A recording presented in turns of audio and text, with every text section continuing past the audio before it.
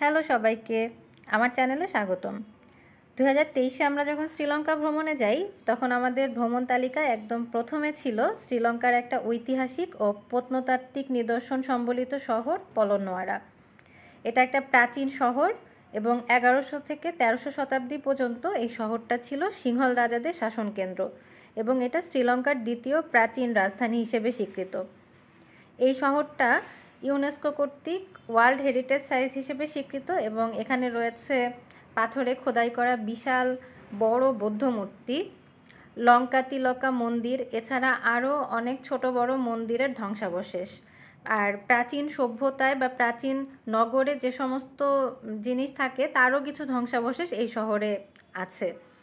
আর যদি কেউ শ্রীলঙ্কার প্রাচীন সভ্যতা ও স্থাপত্যের সঙ্গে পরিচিত হতে চায় তাহলে এখানে যেতেই হবে।